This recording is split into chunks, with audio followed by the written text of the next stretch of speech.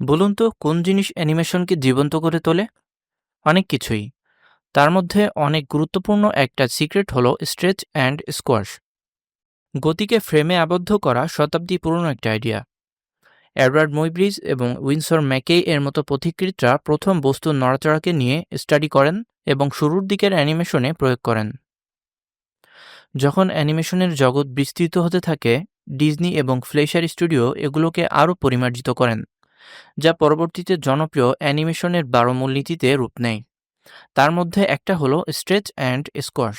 একটা বল যখন উপর থেকে নিচে পড়ে তখন এটা স্ট্রেচ বা লম্বা হয়ে পড়ে, আর যখন কোনো কিছুর উপরে থামে তখন তা প্রসারিত বা চ্যাপ্টা হয়ে এরপর আবার আসল রূপে ফিরে যায়, যা ভর এবং গতির এক ইলুশন তৈরি করে।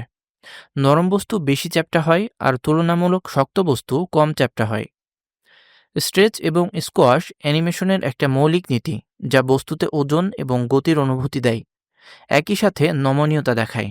যখন কোনো বস্তু গতিশীল হয়, এটা গতির দিকে লম্বা বা স্ট্রেচ হয়, আর এটা যখন কোনো একটা তলে বা বস্তুতে আঘাত করে তখন তা চ্যাপ্টা বা প্রসারিত হয়।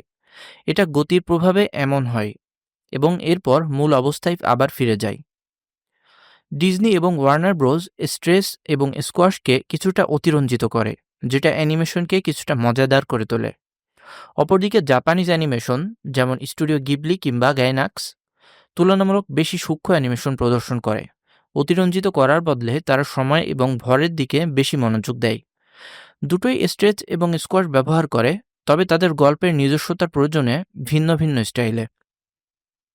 এক এক ধরনের স্ট্রেচ এবং স্কোয়াশ এক এক ধরনের স্টাইল প্রদর্শন করে, কোনোটা প্রাকৃতিক, কোনোটা অতিরঞ্জিত।